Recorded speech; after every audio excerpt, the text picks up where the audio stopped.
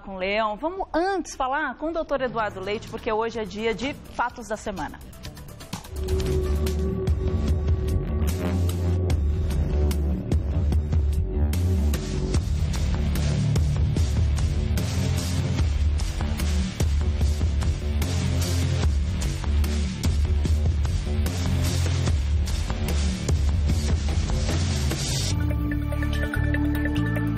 De mortes em chacinas na capital e na Grande São Paulo mais que dobrou no primeiro semestre de 2015 em comparação com o mesmo período do ano passado.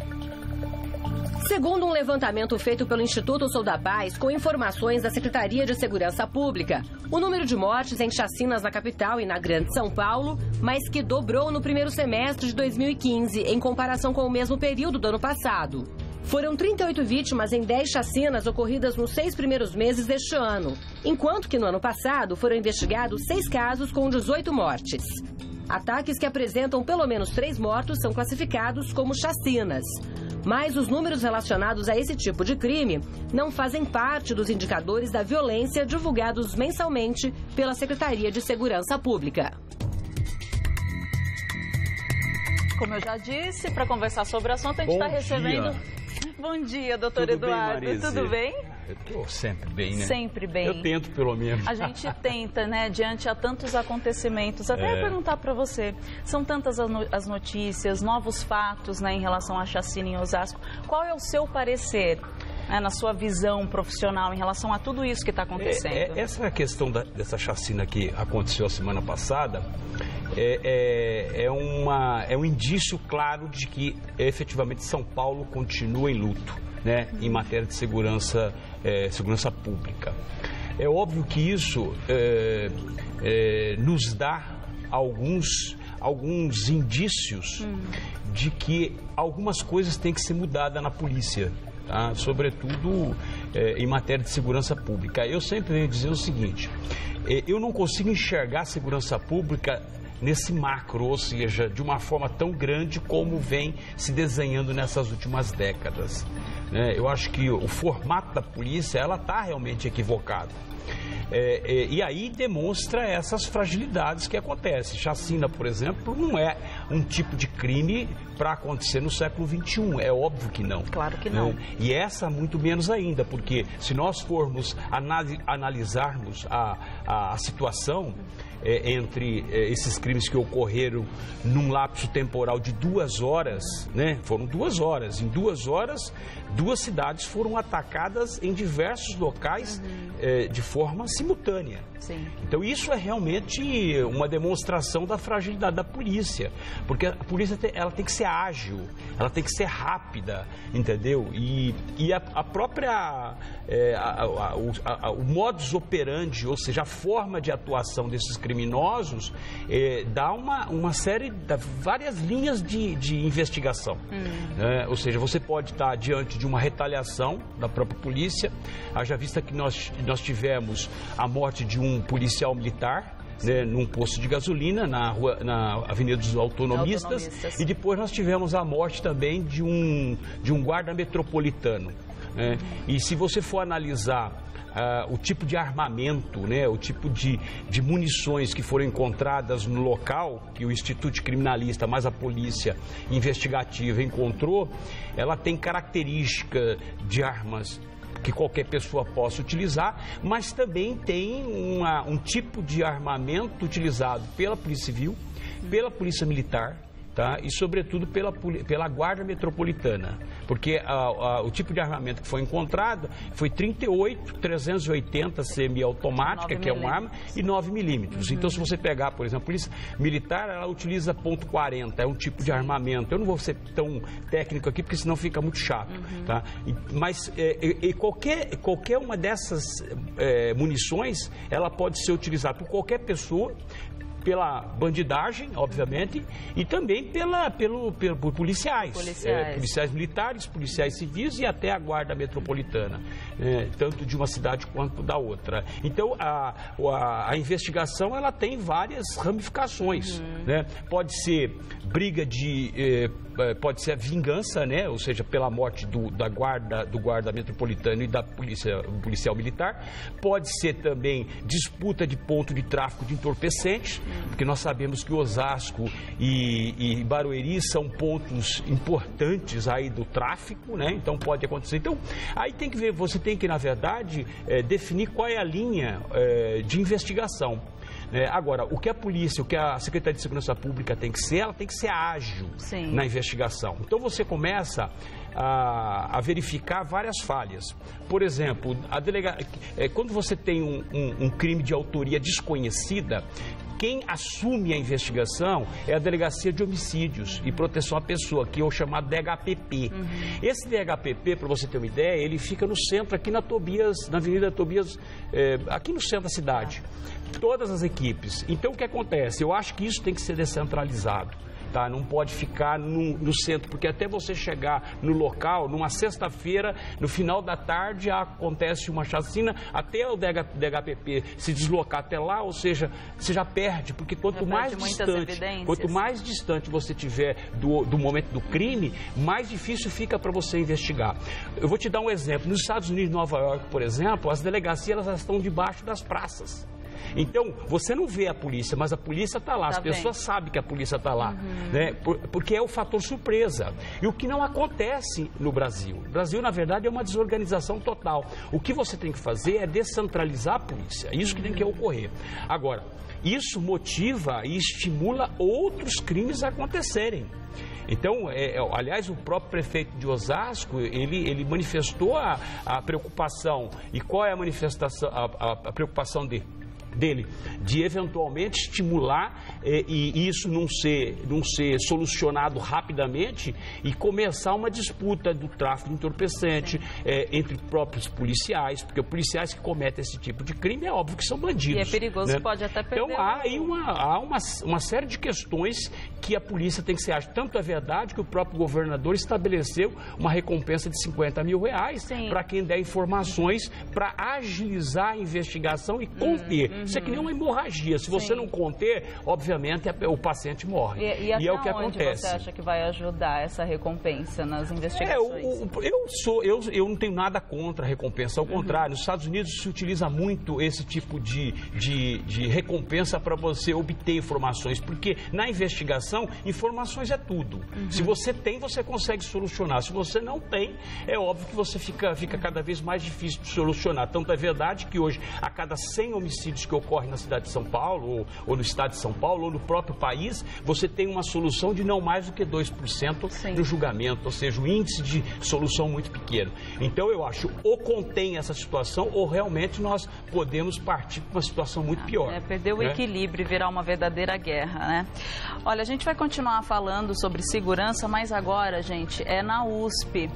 Só que antes de eu falar, né, de toda essa história, porque, gente, é tão preocupante o que anda acontecendo, as pessoas estão se sentindo, assim, sem proteção alguma quando saem às ruas. Então, daqui a pouquinho, a gente vai falar sobre a nova estratégia aí de policiamento que vai acontecer no campus da USP, a possibilidade de estratégia, né, aí na USP, porque aconteceram tantas coisas lá. Só que, gente, será que a presença da polícia dentro do campus, a USP, é realmente necessária para ajudar a diminuir a criminalidade? Vamos ver o que diz Marcos Florindo, cientista político e professor da FESP-SP. Infelizmente, diante dos últimos fatos ocorridos no campus da USP, a gente acaba concordando que a presença da polícia pode inibir, né, esses crescentes casos de criminalidade, de furtos, de estupros que vêm ocorrendo. Por outro lado, considero isso uma infelicidade. A gente não pode esquecer de uma coisa, né? A polícia nunca foi proibida de entrar no campus da USP.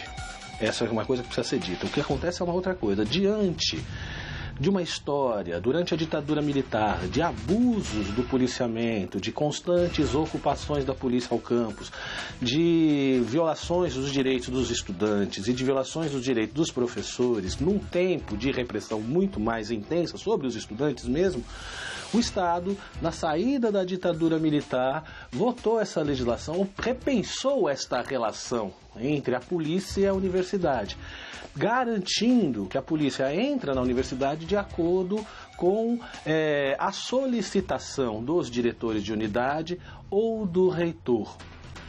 Infelizmente, essa legislação que é moderna, que pretendia trazer um novo metabolismo entre a polícia e a universidade, parece que não consegue funcionar. A gente tem este costume de elaborar legislações mais modernas do que cabem nas nossas relações sociais efetivas. E isso, diante do sucateamento dos esquemas de segurança da USP, diante da crescente criminalidade que acontece, dos assaltos que acontecem no campus, a gente tem que concordar que, infelizmente, a presença da polícia parece que se coloca necessária. Realmente é um tema muito delicado. Deixa eu agradecer a participação do Marcos Florindo, cientista político e professor da FESP-SP, como eu já falei aqui para vocês. É o que eu falei. Primeiro que é muito complicado, porque acontecem atos criminosos lá dentro, mas em contrapartida tem que colocar um policiamento. Mas alguns universitários não querem o policiamento ali porque eles vão se sentir meio presos. Como é que vai agir numa situação dessa? Marise, eu acho que nós temos que analisar sobre dois aspectos, tá? O primeiro é que me parece, pelo menos a sensação que nós temos, de que os alunos da USP ainda continuam nos tempos da resistência. Né? Os tempos mudaram, décadas passaram.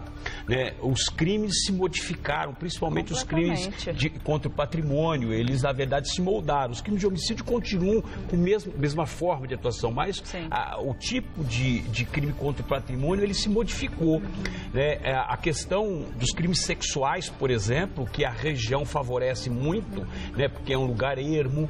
Né? Nós temos que pensar que, dentro de uma análise geográfica, a USP hoje ela tem limítrofes, comunidades carentes, favelas, né? Ou seja, comunidades complicadas, extremamente difíceis.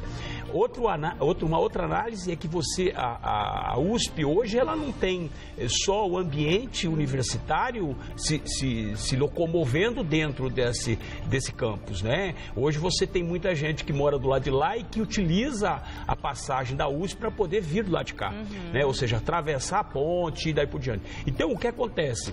Primeiro que eu acho que os universidades eles têm que sair desse período de resistência, ou seja, nós não estamos mais na época de ditadura, como o professor colocou, professor de sociologia colocou, ou seja, os tempos são outros, né? Naquela época, e o problema também, essa resistência que eles têm é que eles confundem a PM fazendo policiamento ostensivo e combatendo o crime, e outra coisa, eles têm uma sensação de que a PM está lá numa possível invasão da reitoria, porque você sabe que a reitoria vira e mexe está sempre sendo invadida pelos universitários. Então eles pensam, eles têm essa sensação de que efetivamente vão ser reprimidos e acabam retornando ao tempo da ditadura, que isso realmente de fato aconteceu. Eles precisam se conscientizar que tem como encontrar um equilíbrio. O que ocorre é o seguinte, é uma região, fazendo uma constatação rápida, é uma região que precisa de policiamento, né? Tem que buscar um policiamento com o perfil dos universitários. Uma coisa que eu achei muito interessante que a polícia vai adotar é que todos os policiais que vão trabalhar nesse policiamento dentro da USP, eles vão ter uma característica muito similar à dos universitários. Ou seja, os policiais vão ter até 26 anos de idade e vão ter um treinamento específico para poder aproximar, né, a vida estudantil da USP com esses policiais que estão ingressando na polícia, né, que estão ingressando e são jovens. Para ganhar a confiança deles. Eu acho que isso é algo muito positivo, pode dar muito certo, né? Então, inclusive o próprio comandante disse que você tem que fazer um policiamento ali, uma segurança comunitária, né? Ou seja, no modelo do Japão, no modelo dos Estados Unidos, ela tem que estar voltada para aquele ambiente universitário, tá? É um outro tipo de atuação da polícia militar. Eu achei inteligente esse ela não pode ser a mesma atuação com relação a qualquer policiamento ostensivo de rua. Ela tem que ter. Uma coisa muito preocupante, como eu já disse, é a questão da prática dos crimes sexuais. Isso é muito problemático. Você tem avenidas, você tem uma área preservada dentro e que é ermo, né? Ou seja, então... Agora, uma outra coisa que o professor até colocou, que é o sucateamento do policiamento e da modernização do policiamento eletrônico, né? Isso é uma outra coisa, ou seja, de 50 e poucas câmeras vão passar para 600 e poucas, porque hoje você tem que fazer a vigilância monitorada.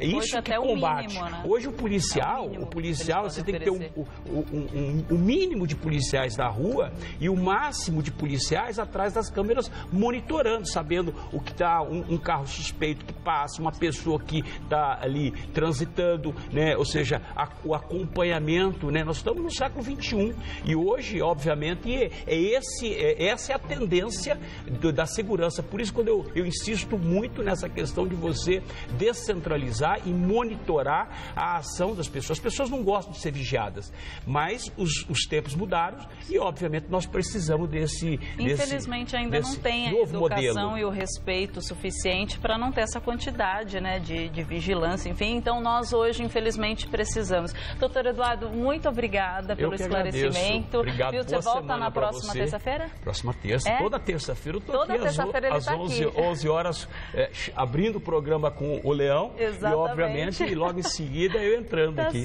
para dar minha colaboração. Algum Facebook, alguma coisa, algum contato? Eduardo César Leite, me encontram lá. Tá certo, tá certo. Muito obrigada. Beijo para você. Tenha um ótimo dia, viu? Obrigada.